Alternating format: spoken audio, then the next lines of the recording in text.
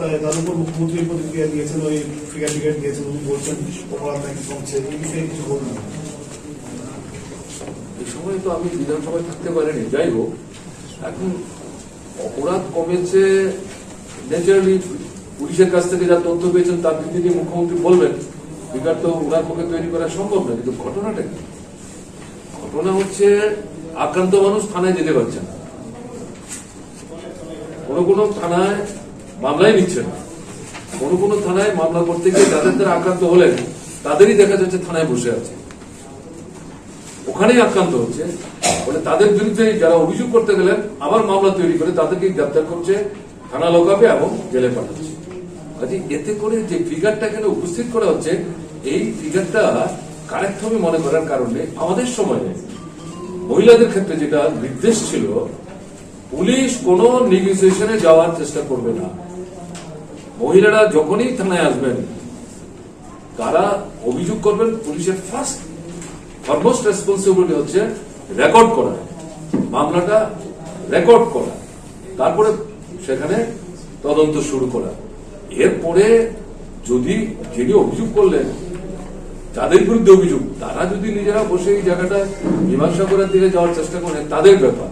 আবার এটা মীমাংসা হলো কোর্টের নিয়মে, এই জাতীয় মীমাংসা অনেক সময় কোর্ট কিন্তু অ্যাকসেপ্ট করে না। এটা গ্র্যাভিটি অফ দি ক্রাইম তার উপর নির্ভর করে।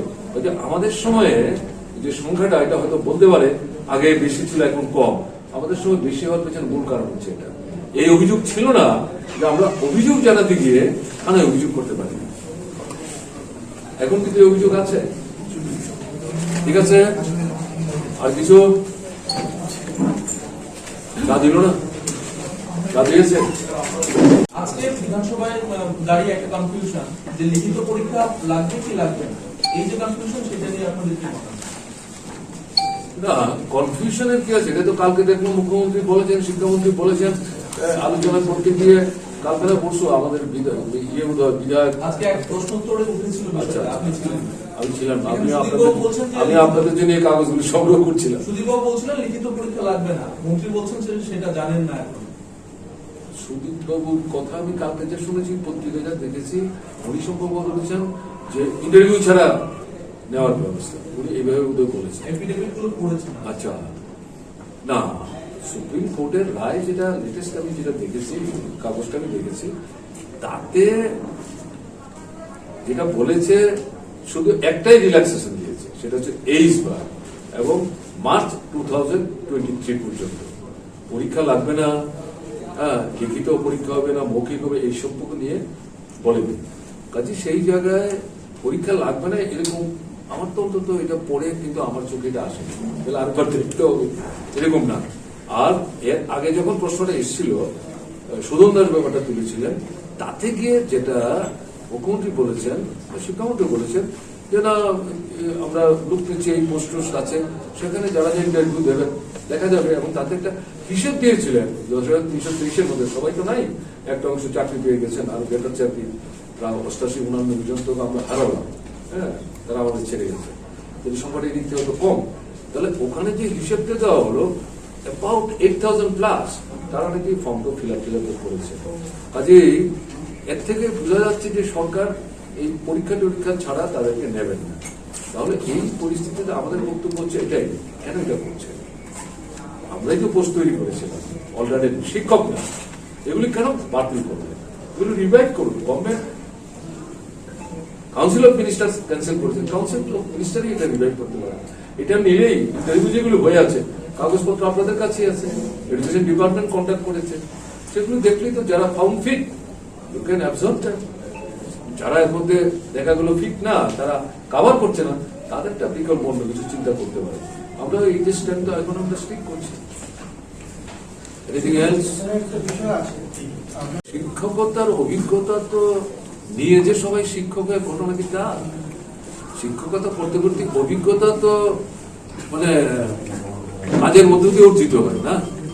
কেমন বিএড পাস করলেই যে শিক্ষকতার জন্য 100% মানে যোগ্যতা হয়ে গেল, তারপরেও কিন্তু এই পড়ানোর মধ্য দিয়ে অভিজ্ঞতা অর্জন করে।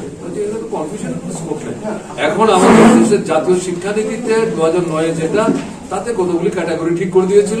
এটা নিয়ে সারা দেশে প্রশ্ন উঠলো, তোমরা যেভাবে বলছো বিএড ইত্যাদি কোথায় পাবো? আমাদের রাজ্যেই তো নাই একটা মাত্র বিএড কলেজ। তারপর এটা বাড়াবার চেষ্টা করলাম, বেসরকারি সংস্থাকে আমরা দিলাম, কেমন না? এটা করতে করতে অনেক সময় লাগবে, তার জন্য বললাম এটাকে রিল্যাক্স করবো। আমাদের গভর্নমেন্ট থাকার সময় রিল্যাক্স করেছে এবং এই গভর্নমেন্ট আসার পরও সুপ্রিম কোর্টে এটাকে রিল্যাক্স করেছে। কনফিউশন স্কোপ কোথায়? মহিলাদের যেটা ছিল 13,000 অশিক্ষক পদ নিয়োগে শিক্ষকতার অভিজ্ঞতা বাধ্যতামূলক করা হয়েছিল No, আপনাদের সময়। no, no. 13,000 অশিক্ষক পদ যেটা আপনি না, এটা হচ্ছে চাকরি পাওয়ার ক্ষেত্রে তার যোগ্যতার মাপকাঠি। হ্যাঁ, তার মধ্যে 13,000 না, এটা হচ্ছে 12,000। 12,000 পদে 12,000 ছিল, 1,000 ছিল সমাজ শিক্ষক। ওটা রিক্রুটমেন্ট রুলস আলাদা। আমাদের যে রিক্রুটমেন্ট রুলসটা আছে এটা কাইন্ডলি দেখতে হবে, তাতে একটা এক্সপিরিয়েন্সের কথা বলা হয়েছে। এমন না হ্যাঁ, ঠিক আছে, তাতে অসুবিধা কি আছে? তাতে তো দেখা গেছে যারা আপনার কোর্টের রায়ে চাকরিটা হারালো তাদের বাইরেও এই যে রিক্রুটমেন্ট রুলসের যে সমস্ত অভিজ্ঞতাগুলি থাকার কথা বলেছে অনেক এটা কাভার করিয়ে কিন্তু ইন্টারভিউ দিয়েছে, কাজে এরকম লোক নাই ঘটনাটা। মহিলাদের উপর গোটা বিভিন্ন অপরাধ নিয়ে একটা প্রশ্ন ছিল লিখিত হাতে। আর লম্বা করে লাভ আছে। হ্যাঁ, বন্ধু দাঁড়িয়ে বললেন যে অল্টারনেটিভ আমাদের পরামর্শ দিন। আমি বললাম yes, I am coming to that. My fourth point was this. কি কি আমরা বলেছি? আপনাকে ক্ষমতা বাড়াতে হবে। তাতে গিয়ে বললাম দপ্তর ধরে বলছি general level, health, education, both school and higher education, শূন্যপদ পূরণ করুন। ডাক্তার, নার্স, প্যারামেডিক্স, শিক্ষক, কলেজ টিচার্স, এগুলি পূরণ করার চেষ্টা করুন। তার মধ্যে একজন বন্ধু বললেন এ তো আপনাদের সরকারের সঙ্গে কলেজে এই যে স্কুল শিক্ষক দিয়ে করেছেন। তো আমি তখন বললাম বিনয়ের সাথে, দেখুন আমরা যদি কিছু ভুল করেও থাকি, যদিও এটা আমরা রেগুলারাইজ করেছি, আমি সেই জায়গায় যাইনি, তো এই ভুলটা অন্যরা করবে কেন? কেমন? এটা তো সংশোধন করবে। আর ভুলটা যদি সত্যিই ভুল হয়ে থাকে আমাদের তো স্বীকার করতে কোনো আপত্তি নেই। তার অর্থ কি এই যে এই প্রস্তাবগুলি দেওয়া যাবে না? ওইসব তারপরে তিনি এটা নিয়ে বিতর্ক বাড়াননি। যাই হোক, এটা বললাম একটা অ্যাসপেক্ট। সেকেন্ড হচ্ছে আপনার বিভিন্ন দপ্তর স্টাফ ক্রাঞ্চে ভুগছে, অনেকগুলি পদ শূন্য পড়ে আছে। আমি সেখানে বলছি সব নিতে না পারলো মিনিমাম যেটা না হলে পর গভর্নমেন্ট চালানো, দপ্তর চালানোই কঠিন হবে। এখন তো দেখা গেলো এগ্রিকালচার ডিপার্টমেন্ট প্রচন্ড হইচই করছে, আমাদের তো লুকই নাই। তো এটা অন্তত করার চেষ্টা করুন। That was another point.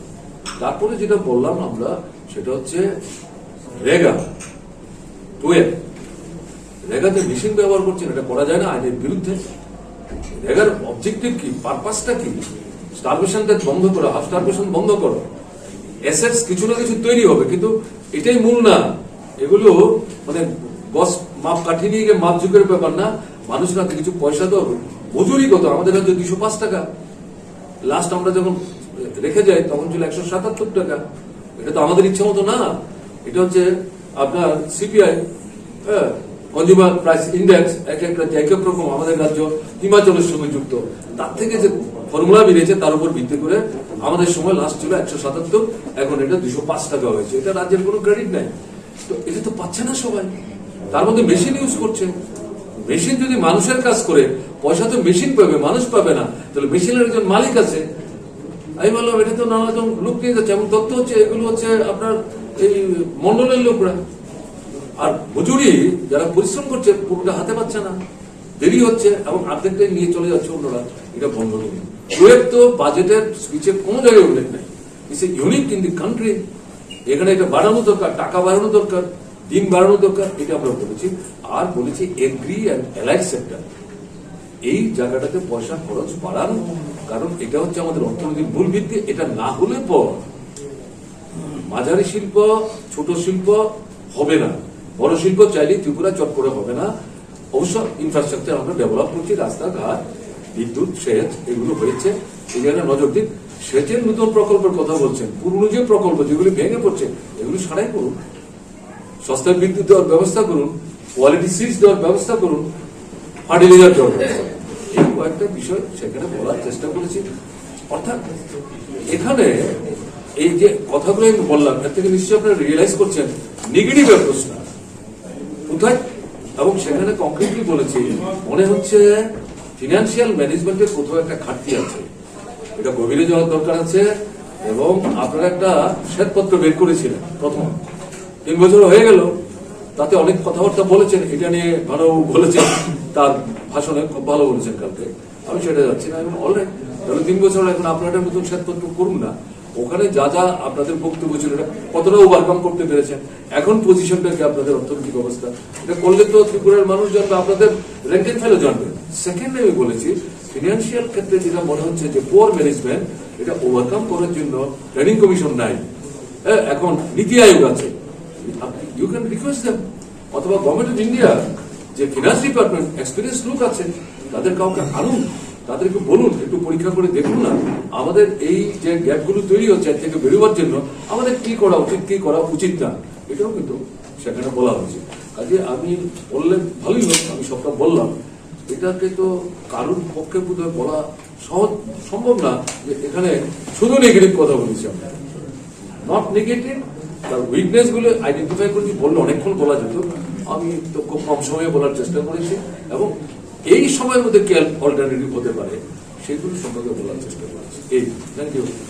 হ্যাঁ ভাই, 10,000 আমাদের সময় আমরা নিয়েছি যাদেরকে চুক্তিবদ্ধ, হ্যাঁ একটা পিরিয়ড শেষ হওয়ার পর আবার তাদেরকে আমরা রিএমপ্লয় করতাম, ছাঁটাই করে, এগুলো একের পর এক ছাঁটাই করে দিয়েছে, তাহলে এখানে পয়সাটা সেভ হচ্ছে।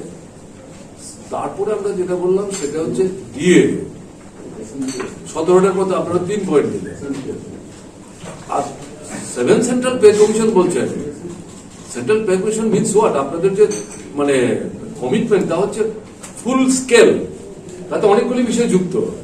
এটা শুধু ফিটমেন্ট ফর্মুলা 2.57 এটাই সেন্ট্রাল পে কমিশন বুঝায় না। এই 2.57 কে যদি সহজবুদ্ধ ভাষায় উপস্থিত করে আমি 2 টাকা 57 পয়সা, তাহলে 2 টাকা 25 পয়সা তো আমরাই দিয়ে গেছি, পারলাম না।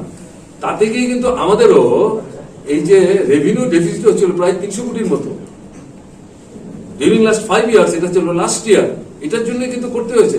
তখন আমরা বলেছি দেখুন এই হচ্ছে পরিস্থিতি, এর বাইরে দেওয়ার মতো সামর্থ্য আমাদের নাই, রেভিনিউ ডেফিসিট হয়ে যাচ্ছে আমাদের। তাহলে আপনারা দিলেন 25 পয়সা, তাও কিন্তু আমি শব্দটা বলিনি কালকে, এখানে বলছেন বলে বলছি, এটা ছিল ইউনিফর্ম না, এক একজনকে এক এক ভাবে দিয়েছে। আমরা কিন্তু 2.25 যেটা দিয়েছি uniform, one and all categories, সেটা আমরা বলেছি। তাহলে বাকি কি হলো? পে পেরিটির কিছু হলো না, গ্র্যাচুইটির কিছু হলো না, নানা ধরনের যে মানে ইয়ে পায় তারা, মানে ভাতা পায়, কিছু হলো না। তারপরে বলে চলছেন, এখনো বলছে এই মানে বাজেট ভাষণে আমরা 7 সেন্ট্রাল পে কমিশন দিয়েছি। এটা তো ঠিক না, এটা তো মানে মানুষকে বোকা ভাবা হচ্ছে, এটা বললাম।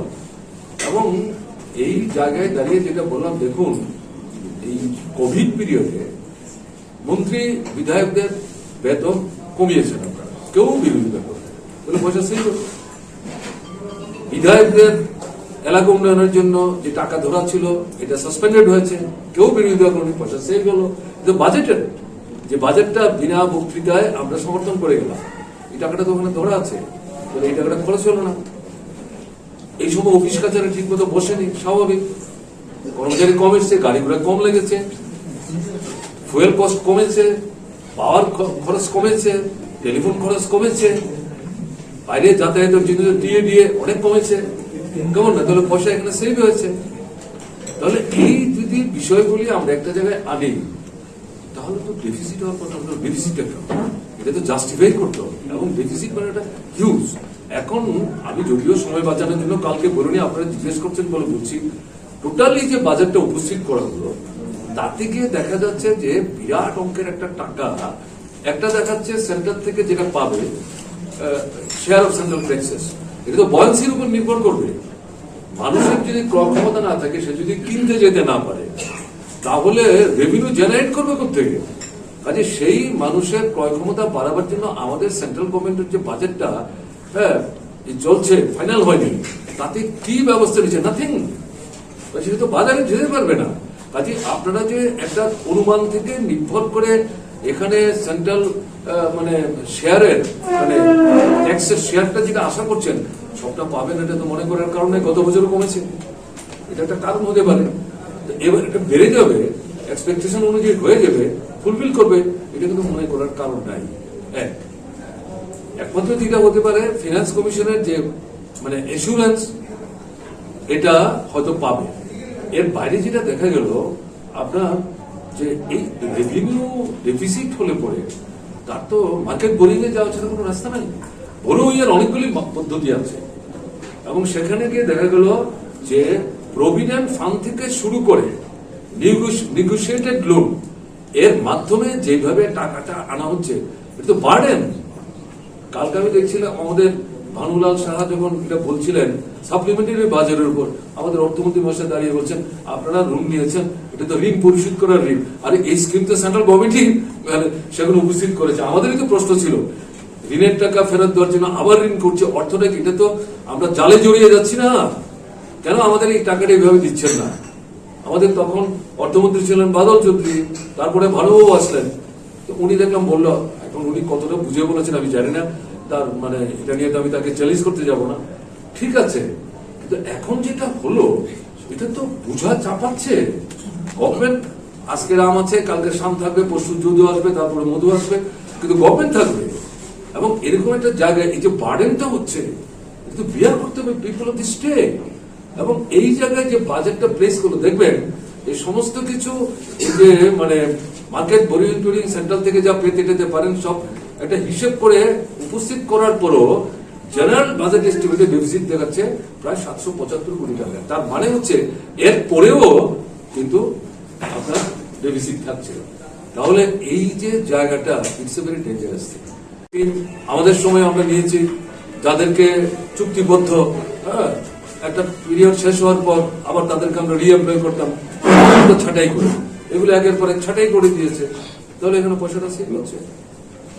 তারপরে আমরা যেটা বললাম সেটা হচ্ছে ডিএ 17টার মধ্যে আপনারা 3 পয়েন্ট দিলেন, আর 7 সেন্ট্রাল পে কমিশন বলছেন। Central pay commission means what? আপনাদের যে মানে কমিটমেন্ট তা হচ্ছে ফুল স্কেল, তাতে অনেকগুলি বিষয় যুক্ত। এটা শুধু ফিটমেন্ট ফর্মুলা 2.57 এটাই সেন্ট্রাল পে কমিশন বুঝায় না। এই 2.57 কে যদি সহজবুদ্ধ ভাষায় উপস্থিত করে আমি 2 টাকা 57 পয়সা, তাহলে 2 টাকা 25 পয়সা তো আমরাই দিয়ে গেছি, পারলাম না। তাতে গিয়ে কিন্তু আমাদেরও এই যে রেভিনিউ ডেফিসিট হচ্ছিল প্রায় 300 কোটির মতো ডিউরিং লাস্ট 5 ইয়ার্স, এটা ছিল লাস্ট ইয়ার, এটার জন্য কিন্তু করতে হয়েছে। তখন আমরা বলেছি দেখুন এই হচ্ছে পরিস্থিতি, এর বাইরে দেওয়ার মতো সামর্থ্য আমাদের নাই, রেভিনিউ ডেফিসিট হয়ে যাচ্ছে আমাদের। তাহলে আপনারা দিলেন 25 পয়সা, তাও কিন্তু আমি শব্দটা বলিনি কালকে, এখানে বলছেন বলে বলছি, এটা ছিল ইউনিফর্ম না, এক একজনকে এক এক ভাবে দিয়েছে। আমরা কিন্তু 2.25 যেটা দিয়েছি uniform, one and all categories, সেটা আমরা বলেছি। তাহলে বাকি কি হলো? পে প্যারিটির কিছু হলো না, গ্র্যাচুইটির কিছু হলো না, নানা ধরনের যে মানে ইয়ে পায় তারা, মানে ভাতা পায়, কিছু হলো না। তারপরে বলে চলছেন, এখনো বলছে এই মানে বাজেট ভাষণে আমরা 7 সেন্ট্রাল পে কমিশন দিয়েছি। এটা তো ঠিক না, এটা তো মানে মানুষকে বোকা ভাবা হচ্ছে, এটা বললাম। এবং এই জায়গায় দাঁড়িয়ে যেটা বললাম, দেখুন এই কোভিড পিরিয়ডে মন্ত্রী বিধায়কদের বেতন কমিয়েছেন আপনারা, কেউ বিরোধিতা করে বলে পয়সা সেই বিধায়কদের এলাকা উন্নয়নের জন্য যে টাকা ধরা ছিল এটা সাসপেন্ডেড হয়েছে, কেউ বিরোধিতা করেনি, পয়সা সেভ হলো। কিন্তু বাজেটের যে বাজেটটা বিনা বক্তৃতায় আমরা সমর্থন করে গেলাম, এই টাকাটা তো ওখানে ধরা আছে, তাহলে এই টাকাটা খরচ হলো না। এই সময় অফিস কাছারি ঠিক মতো বসেনি, স্বাভাবিক, কর্মচারী কম এসছে, গাড়ি ঘোড়া কম লেগেছে, ফুয়েল কস্ট কমেছে, পাওয়ার খরচ কমেছে, টেলিফোন খরচ কমেছে, বাইরে যাতায়াতের জন্য দিয়ে অনেক কমেছে, কেমন না? তাহলে পয়সা এখানে সেভ হয়েছে। তাহলে এই যদি বিষয়গুলি আমরা একটা জায়গায় আনি, তাহলে তো ডেফিসিট হওয়ার কথা হলো, ডেফিসিট এটা তো জাস্টিফাই করতে হবে। এবং ডেফিসিট মানে একটা হিউজ। এখন আমি যদিও সময় বাঁচানোর জন্য কালকে বলিনি, আপনারা জিজ্ঞেস করছেন বলে বলছি, টোটালি যে বাজেটটা উপস্থিত করা হলো তাতে গিয়ে দেখা যাচ্ছে যে বিরাট অঙ্কের একটা টাকা, একটা দেখাচ্ছে সেন্টার থেকে যেটা পাবে শেয়ার অফ সেন্ট্রাল ট্যাক্সেস, এটা তো বয়ান্সির উপর নির্ভর করবে।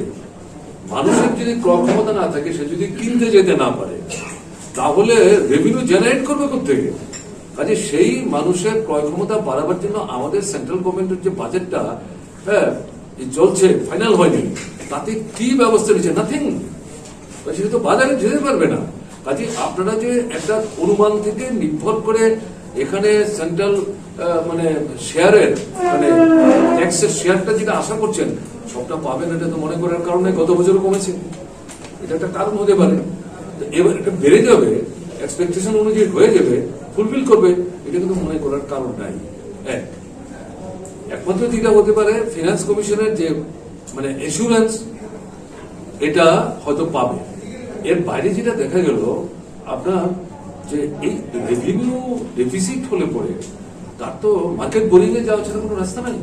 বোরোইং এর অনেকগুলি পদ্ধতি আছে এবং সেখানে গিয়ে দেখা গেল যে প্রভিডেন্ট ফান্ড থেকে শুরু করে নেগোশিয়েটেড লোন এর মাধ্যমে যেভাবে টাকাটা আনা হচ্ছে এটা তো বার্ডেন।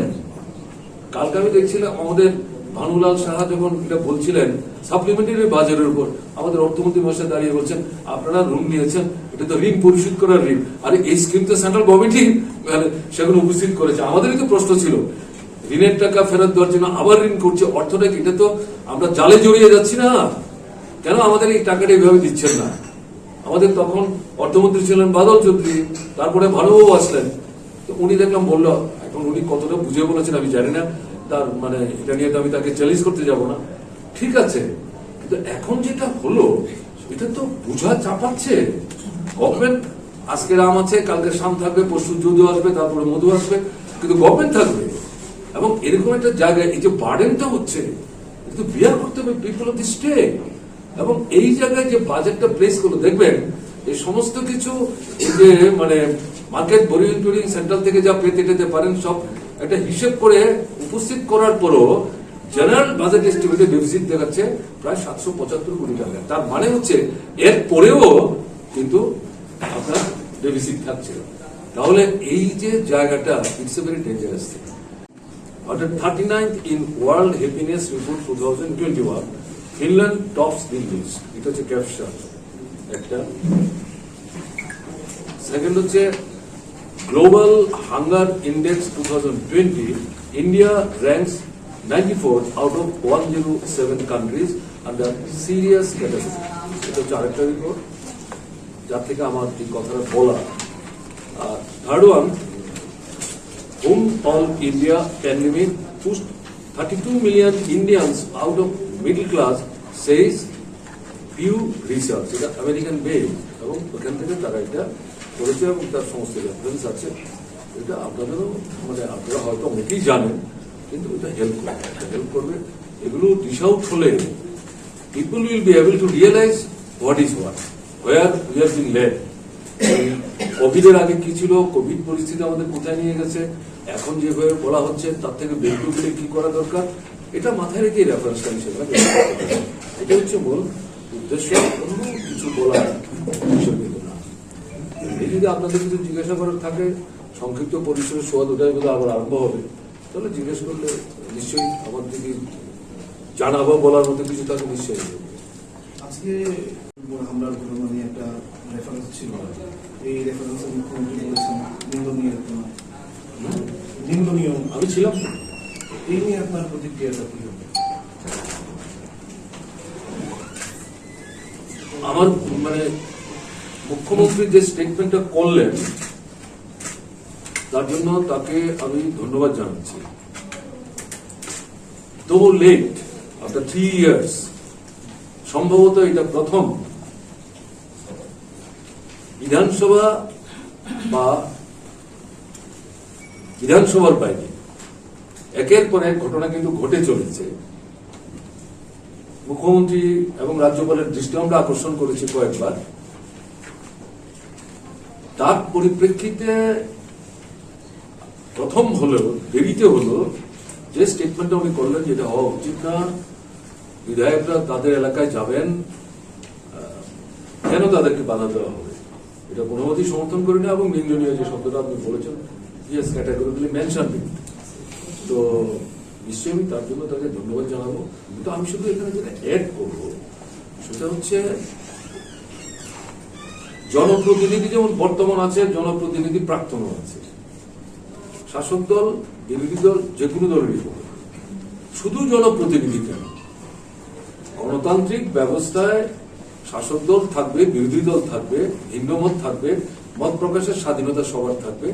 কাজে সবাই যাতে স্বাধীনভাবে রাজ্যের সর্বত্র মানুষের সঙ্গে যোগাযোগ করতে পারে, কথা বলতে পারে, মানুষের দুঃখ, যাতনা, যন্ত্রণা, বেদনা এগুলো জানবার জন্য উদ্যোগ নিতে পারে বাধা বন্ধনহীন ভাবে, সেদিক থেকে এই বিষয়টা গ্যারান্টেড হওয়া দরকার।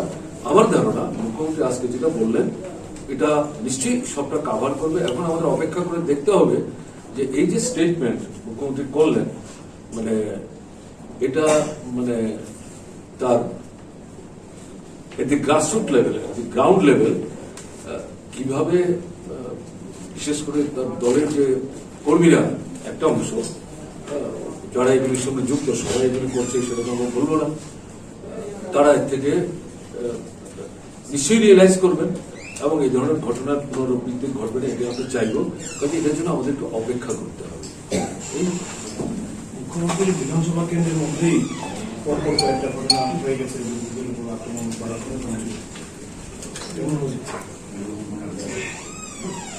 হ্যাঁ, তা তো হয়েছে। কিছুদিন আগে আমিও গিয়েছিলাম এরকম 2-4-5 বাড়িতে, এর আগেও হয়েছে।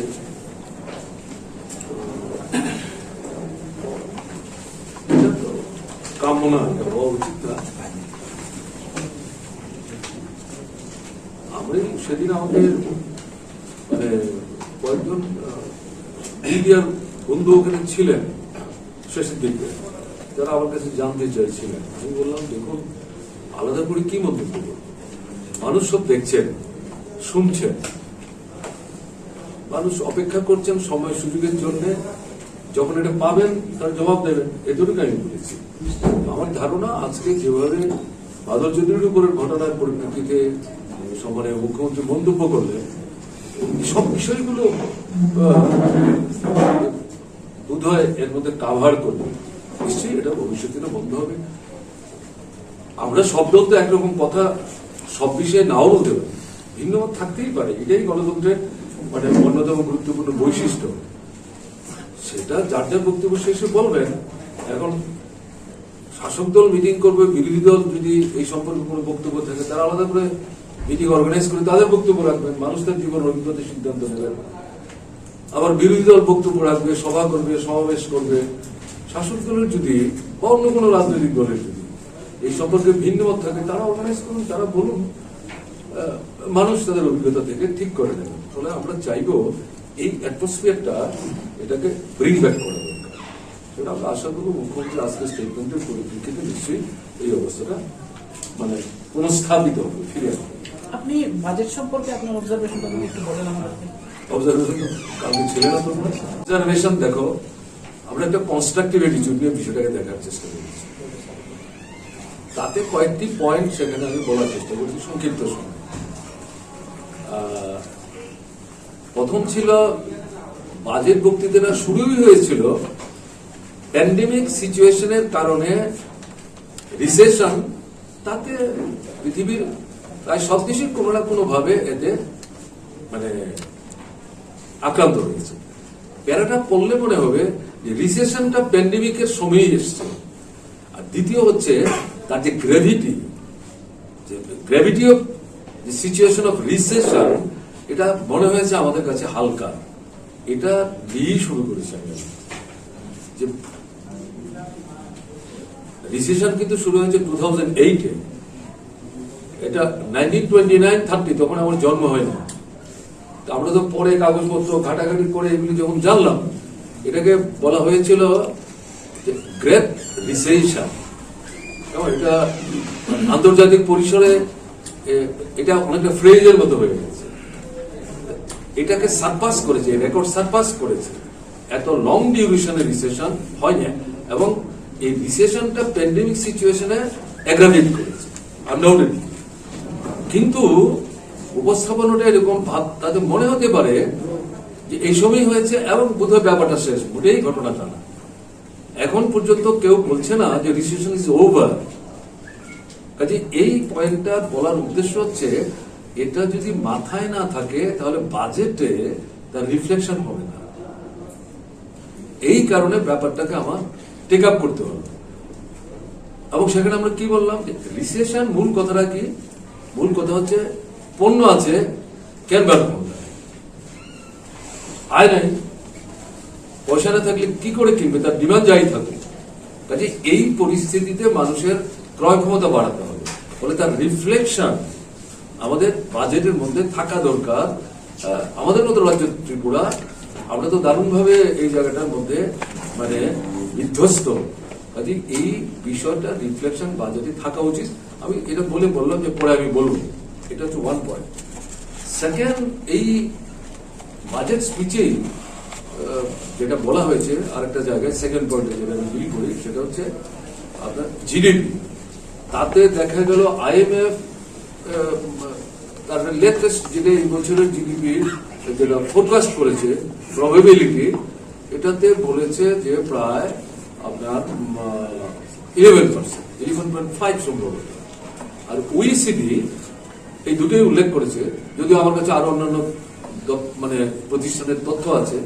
OECD তারাও বলেছে যে প্রথম বলেছিল এটা 8, লেটেস্ট যেটা তাতে তারা বলেছে 12.6। আমি তখন বললাম যে এই যে দুটো সংস্থার লেটেস্ট প্রবেবল যে জিডিপি গ্রোথ আপনারা দেখাচ্ছেন, ঠিক আছে, এটা প্রবেবল, কিন্তু গত বছরের ব্যাপারটা কি আপনাদের খেয়ালে আছে? IMF বলেছে গত বছর হচ্ছে contraction of 8%, Indian GDP contraction means হচ্ছে আমরা মাইনাস। আর OECD দেখিয়েছে 9.9%, তারপরে মাইনাস। তাহলে যে গ্রোথটা দেখাচ্ছে, তাহলে ওটা ওভারকাম করে কিন্তু গ্রোথ, তারপরে দুটো যোগ করলে তো মানে আনবিলিভেবল মনে হচ্ছে। I can't say so. এখন আমাদের একটু অপেক্ষা করতে হবে। এখন এই অ্যাসেসমেন্টের আমি সময় বাঁচাবার জন্য ওখানে ডিটেলে যাইনি। স্ট্যাটিস্টিক্যাল ডাটা কিসের উপর বেস করেছে, এগুলো নিয়ে কিন্তু নানা প্রশ্ন উঠেছে।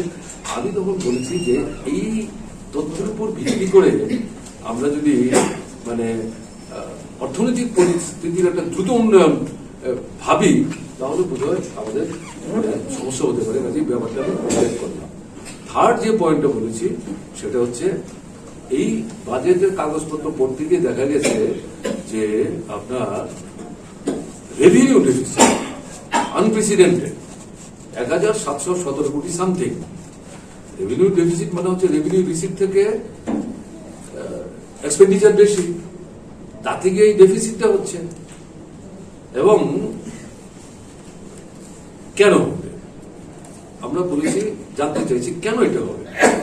এখন ধরুন কোভিড পিরিয়ডে প্রশ্ন যদি বাদও দিয়ে, আপনারা গভর্নমেন্ট এসেছেন 3 বছর, এখানে তো মানে লার্জ স্কেল এমপ্লয়মেন্ট বলে কিছু হয়নি, বড় উল্টো হয়েছে। আপনারা বলেছেন 50 বছর শূন্য পদ, এটা কাল্পনিক। এখন এই রিপোর্টের মধ্যে কোন একটা জায়গায় উল্লেখ করেছে এটা প্রায় 5000-এর মতো, তাহলে 3 বছরে 15,000 হয়েছে। চাকরি করতে হয়েছে 50,000 বাদ দিয়ে যদি এই 15,000 যোগ করি, তাহলে তো এটা 65 হয়েছে। আমি ফিগারটা ওখানে বলে নিই, সময় কমিয়ে বলতে হবে তো, এটা তো হয়নি। তাহলে রেভিনিউ এক্সপেন্ডিচারের লায়ন পোর্শন হচ্ছে বেতন, পেনশন, ডিএ, এই সমস্ত বিষয়গুলো। তাহলে আমাদের গভর্নমেন্ট থাকার সময় এই ক্ষেত্রে যে টাকা খরচ হতো, এখানে তো আপনাদের কম। তাহলে এখানে কেন ডেফিসিট হবে? এই পয়েন্টটা সেখানে তোলা হয়েছে। তারপরে যেটা আরো ক্যাটাগরি আমরা বললাম, সেটা হচ্ছে এটা তো রিট্রেসমেন্ট হচ্ছে, প্রচুর রিট্রেসমেন্ট হয়ে গেছে। তার মানে কি, তাহলে গভর্নমেন্ট এখানে পয়সা সেভ করছে। আমি 10,323 এটা বারবার উল্লেখ করিনি, কারণ এটা এখন ফ্রেজ ওয়ার্ড হয়ে গেছে। এখানেও তো একটা 92 টাকা সেভ হয়ে গেল। এবং তার আগে যে অর্গানিকটা কি হওয়া উচিত, এই সম্পর্কিত প্রশ্নে বর্তমান পরিস্থিতিতে ইন কংক্রিট কয়েকটা বিষয় সেখানে এক এক করে আমি বলবার চেষ্টা করছিলাম। এটা শেষ করার পর আমি বললাম যে দেশের অবস্থাটা কিন্তু ভালো না, এবং ইন্টারন্যাশনালি রেপিউটেড কিছু অর্গানাইজেশন তারা in a regular manner survey করে, তার থেকে যে রিপোর্ট বেরিয়েছে আমার চোখে যা এসছে, আমি যা দেখেছি, তাতে আমি বলছিলাম যে দেখা গেছে ভারতবর্ষ মধ্যবিত্তের সংখ্যা কমেছে। They are joining to the rank of the poor. That is not a good sign. এবং আরেকটা তো হচ্ছে যে রিচ পুয়ার যে ডিফারেন্স ইজ ওয়াইডেনিং, এবং এই পরিস্থিতিতে তখন দেখা গেল, আমি বলছিলাম যে এটা কিন্তু স্নোবলিং এফেক্ট হবে গোটা দেশে, এবং আমরা ত্রিপুরা থেকে আলাদা থাকবো না, সমস্যায় পড়ে যাব।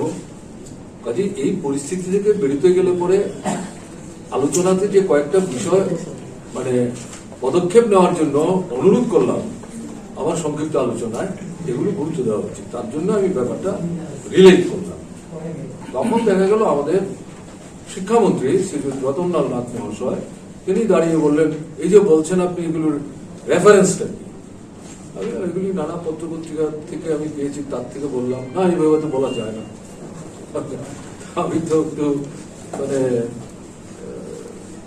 এইটা তো আমার তৈরি করা না, আমার মস্তিষ্ক প্রসূত না, আর এগুলি ইন্টারন্যাশনালি রেপুটেড রিসার্চ অর্গানাইজেশন এই কাজই তারা করেন, আর এই কাজে কোনো অভিজ্ঞতা আমার নাই, আমি তাদের পার্সনও না।